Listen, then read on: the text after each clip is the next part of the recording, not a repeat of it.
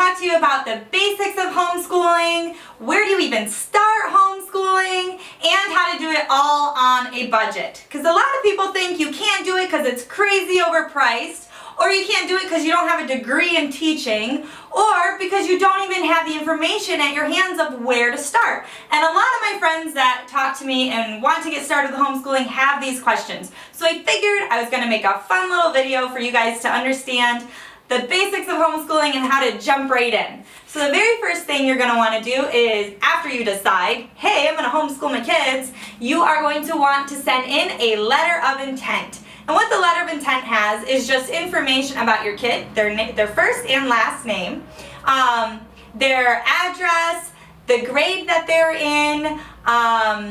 It will also have when you're going to be sending your quarterly reports in. You just choose 4 dates that work for you that you're going to be sending in those reports that kind of have the information of what your kid's learning and what they're doing and how they're doing, how many days they were present or hours, depends on your state. But I have some friends who teach throughout the summer and their quarterly reports are spread out a little bit more. For me though, I kind of go with the school district, so I do my first quarter, usually goes in November, then we do February, April, and June. So those just go in through there, and June is my end of year report. So you just pick out 4 dates that work for you, you put them on your calendar so you don't forget, and you just add that to your letter of intent of what you plan on doing. Sometimes people add in a little bit of an outline of what they want to teach their kid. Secondly, you're going to do your IHEP. So you've got your letter of intent sent. For New York State, that's got to be in by July 1st. But after you send your letter of intent, you get your IHEP, which is your home instruction plan. I don't remember what the I stands for. Somebody who has their life way more together than I do will remember that. But I know HIP is home instruction plan, so that's what matters right now. Your home instruction plan is just a list of the curriculum you're using. Some people are very eclectic and they choose from all different curriculums. You can look up what one will best work for your family. You can try some now and hate it and try a different one. Whatever works for you guys works. I personally stick with a Becca. I really like the way they have it laid out, and Ellie seems to be doing really well with it, and I just really like their stuff. So I go with a Becca. There's Bob Jones, there's Sunlight, oh gosh, there's just so many. There's so many you can choose from. So it can get overwhelming trying to pick out a curriculum, but it really isn't that bad. You can just start with one because you've heard of it or you've seen really good reviews, and if it doesn't work for your family, I like to add in my letter of intent, and I like to add in the IHEP that whatever we use for our curriculum may change depending on what my child is learning and what my child is picking up at that time. So don't get overwhelmed about picking a curriculum. It's totally okay if it doesn't work out for you because there's so many more to go through. I send my letter into the superintendent. I'm not sure where yours will be. If you just call your school district or go in, I'm sure they'll give you all the information you need. I don't like to bring mine into the school. I like to email it. That way I have my own record of what I'm doing. I have my own record that I'm keeping so I can say, oh yeah, I did send that. Or if I think I sent it because I have 4 kids and my brain doesn't always work and I actually didn't, I can just go into my email and say, oh, I never sent that. Let me get that out. So when you're doing your reports and your quarterlies or sending your letter of intent or I like to do it through email. You can mail it, you can do whatever you want, whatever works easiest for your family, but personally, I do email. Next, I want to go over doing it on a budget. What curriculum do you choose? What do you do? The New York State website gives a list of things that the kids are required to learn that's acceptable for them. So when you're doing your reports, you know what you're putting in there. So you can find books anywhere on those subjects. So Becca has all of it. You can just buy one big group of it. But I'm going to show you some things first that I found at Target. So I found these books at Target, and these I'm going to really be working on with Josiah. He is my second. He is 5 years old, so he's only in kindergarten, and technically I don't have to report anything that he does until next year when I'm doing his first grade stuff. So I don't have to be sending quarterly reports because they understand that kindergarten is kind of not much is going on other than the core basics. So next year I don't have to report for him this year, not until next year. But these are some books I found for him to get him prepared for all that. And all of this was $1 right at Target. So we got reading, alphabet, space and the solar system, Math Concepts, United States. So these are all books that I found for $1 that I can give to Josiah. A lot of people ask me, how do you homeschool more than one child at a time? I have a 9-month-old baby. Last year I was homeschooling with a newborn in a carrier. That's how I get a lot of things done. I wear the baby in a carrier. Clara, my third child, who is 3, loves to just sit and do schoolwork with the kids. So I'll put coloring out for her, I'll put colored pencils out, sometimes we'll do a little bit of paint if I'm feeling really crazy and out of my mind. But a lot of times she likes to get one of these books too, and she'll just be scribbling in them, which is great. It gets her being prepared for the schedule and the routine of being homeschooled. So it's getting her excited. She's like, yeah, I want to do what the big kids are doing. So when it is time to homeschool her, she's already getting that foundation there. She's already getting that routine there. So it's really great for me. And Josiah's been doing this for 2 years now already. He's been sitting at the table with me. He's been sitting there doing his schoolwork where he's just scribbling, and it's not been like too strict, but it's made it fun for him. So now he's really excited about this year. He's so excited that mommy got him books and that he gets to learn too, just like Ellie's been learning. And he's a little bit ahead of the game this year. He does some of Ellie's first grade stuff because whenever she's done with something, he wants to go over and he wants to do it. And he's been listening into all of her lessons. So homeschooling really benefits the younger siblings too, because not only am I able to teach my oldest at the speed she needs me to, the younger ones can pick up on things that really interest them. So yeah, these things were just right at Target. They were $1 each. If you have a toddler or a kindergarten, they are perfect. They're great fillers for someone even a little bit older because they had different grade levels. Right now it's August, so if you go at the end of the summer, even throughout the school year I've been able to find things. If you go at the end of the summer to like your local Target, even Hobby Lobby. So I found these 2 books at Hobby Lobby. These were $2.99. Honestly, I don't think they're as good as the Target ones. They're just as good as the Target ones, but they still have really great practice stuff in there for my toddlers and my kindergartner. So any stores usually start to put out these fun little workbooks at the end of the summer. So just check out your stores, check out the dollar aisles and the clearance aisles and the back to school aisles, and they have all these great workbooks that can kind of fill in the spaces that you need to fill in for your kindergartners and toddlers and things like that. So the way I easily homeschool Ellie, who is the oldest, I give the younger 2 workbooks and they love it, and it's preparing them, so it's great. Next, I want to talk to you about YouTube. It is such a great tool to use YouTube. Just the other day, my kid said, how is metal made? How is this pot made? So we watched a whole video on them melting down some steel and molding it and shaping it and how it works, and they love the how it works videos. And I've noticed that instead of having a mindset of how I'm going to teach the kids these things, when they come to me asking how something works, or when they're really interested either in a sport or a state, or maybe they're interested in the ocean, we get to sit and just watch videos on YouTube and do some hands-on things, and I just love the tools that YouTube gives us. If my son wants to learn how to play piano and I have no idea how to play piano, there's a lot of beginner lessons right on YouTube. So I really like YouTube to help fill in some areas too. So not only do we have workbooks filling, we have YouTube filling, and all of that is keeping their love and passion for learning instead of something that's just boring, and we're able to really zone in and focus on what they love. Next, alongside with YouTube, I also like Google.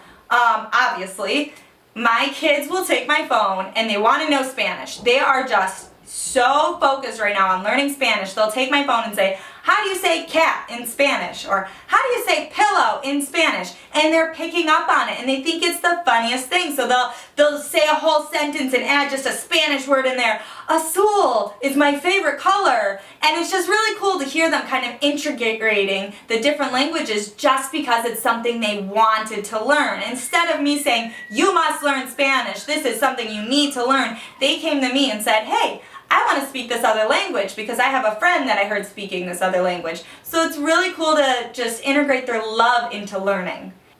Another great filler that I really love is Usborne books, or Usborne. I don't really know how to say it, but I love these books. I am not a seller or consultant, or I don't know what they call it. I am not one. But I still love them. In the beginning of the school year, just throw an Usborne book party, right on Facebook, or have one at your house, or do whatever. I'm sure you know a consultant or somebody who sells them. And you can get so many tools for this school year. So some of the books that we really like to use, we just went to Myrtle Beach last year. So before we went to Myrtle Beach, we had this, 101 Things to Spot in the Sea. So the trip down, we were able to go through the book, and they were able to pick out different things and get really excited about our trip to Myrtle Beach and talking about the ocean and the sea and sea animals and things. And it just goes over the different things you'll see, dolphins and sea creatures, and it was just really cool to pique their interest with that. Daddy is a construction worker, so we got a book about construction so they can kind of learn a little bit about the tools he uses and things he does. We also have the human body. Ellie is super interested in the human body. So it's really cool to have these books on hand to kind of fill in the lessons. So maybe we'll do a lesson about the human body, and then they have a book that really piques their interest, and they're able to go through it and talk about the different things about the human body and how it works. So doing an Usborne book party is a great idea to do it, to be able to add things to your homeschool toolbox on a budget, because I got all those books for free because I did a party. A lot of people love their books. There's so many different options, so many different age levels and subjects that you can use and look through. So that's definitely something I would do to help with the budget of homeschooling and having different options in your home for the kids to be able to learn more. I also want to tell you, you do not need a fancy room to be able to homeschool. You don't need all this. You can do it right at your dining room table. That's where I did most of my homeschooling last year. I just finished this awesome room, which I will link above somewhere on this video. What the room actually looks like when it's all put together and everything you can see all around. Anyways, you don't need a room like this. It is great for the kids to be able to have a space that's just all their learning materials, their tables right over here. They can get energy out on the rock wall, and there's a reading swing and a tent for them to kind of play imaginatively, but you don't need all of this to be able to homeschool. All you have to do is have a dining room table or even just a floor where you can sit. Some days we just go to the playground and do our schoolwork. Other days we just do it in the car, but you do not have to have this big special room that's all done for your homeschool room. It's not needed. My next favorite tip for homeschooling on a budget would be eBay. I love eBay. Homeschooling Ellie this year, I got all these books for $80. So this is something that would have cost me $400, including the teacher guide.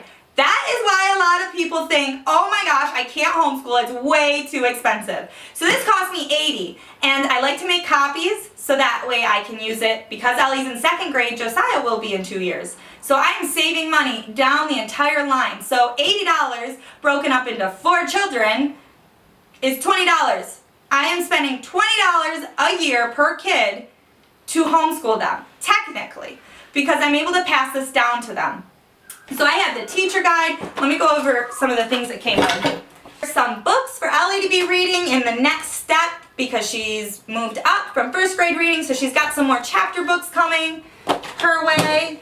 We've got Our America, so this is her history lessons that she's learning. Letters and sounds. There's just work pages, and there's nothing written in these at all. There's nothing written in these. So I got this her entire curriculum for this year for $80. And I know that can seem kind of big for some people who are on an even tighter budget, but I am sure you have something in your home you can sell, or you have something that you're able to put away $10 a week or a month for a few more weeks, and then you're able to get on eBay and get that curriculum you need for your kid, because these are they're just like new. And it's a fourth of the cost of what it would have been for me to be able to get these. So some of them have little pencil markings, but that's so easy to erase for me to teach them.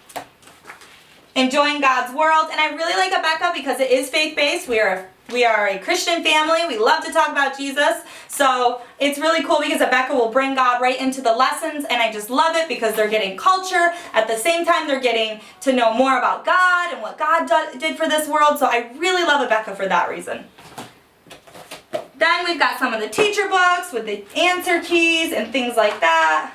We're going over cursive, which we will be teaching our kids cursive.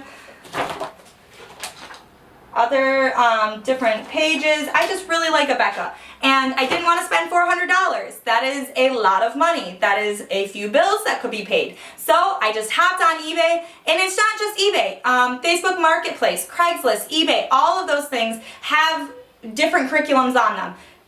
eBay just had the cheapest amount for exactly what I was looking for, but I just saw so much on Craigslist and Facebook Marketplace, especially right before the school year starts. So right at the end of July or throughout August, keep looking and keep being on there looking for these things, because I guarantee you'll find them. Even if you can go into like a curriculum swap, there's a lot of those on Facebook. There's curriculum swaps in your town or through your co-ops. So try to get in contact with them too, because you can always find the book you need for a lot cheaper than buying it brand new. Sometimes I like to buy brand new just so that I can pass it down to my kids if I can't find it in really good condition, but most of the time I'm looking for it used because we're only using it this year, and then so on and so forth.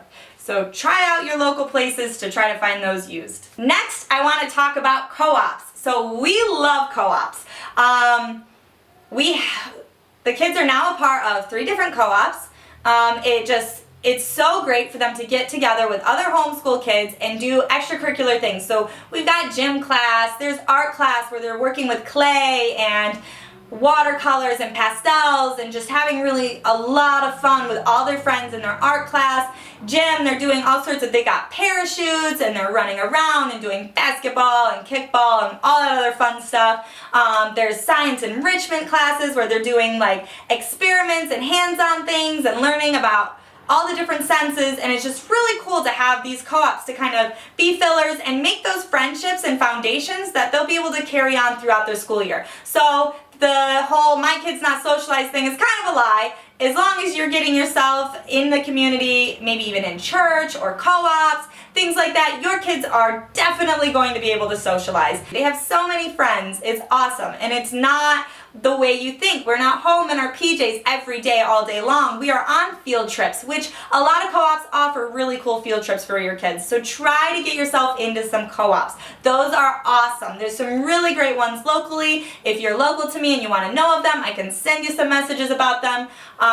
The kids are in end of year programs. Ellie graduated kindergarten and wore a cute little hat and gown, and it was just adorable. They do plays and literature classes and just all sorts of really great things. So I love co-ops because it just adds that extra oomph in there for you when you're homeschooling. And it's good for me as a mom because I get to go talk to other moms who are going through exactly what I'm going through, who have wanted to throw in the towel just as many times as I've wanted to throw in the towel and just call the local public school and say, take them.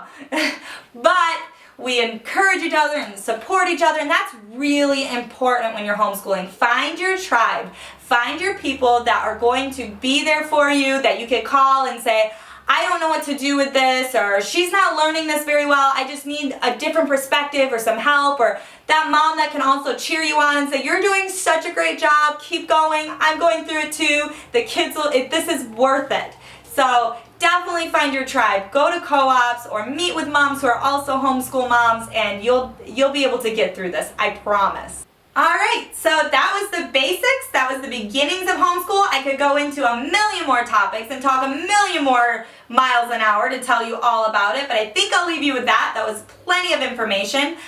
We went over how to start homeschooling, basics of homeschooling, and how to do it on a budget. So I hope that you guys were able to take something from this, add it to your thought process when you're beginning to homeschool, and I really hope you got something from it. And we have to appreciate my awesome Homeschool Mom t-shirt that one of my friends got me. It says Homeschool Mom, only because full-time multitasking ninja is not an actual job title. I guess it's not, so I'm just going to call myself a homeschool mom.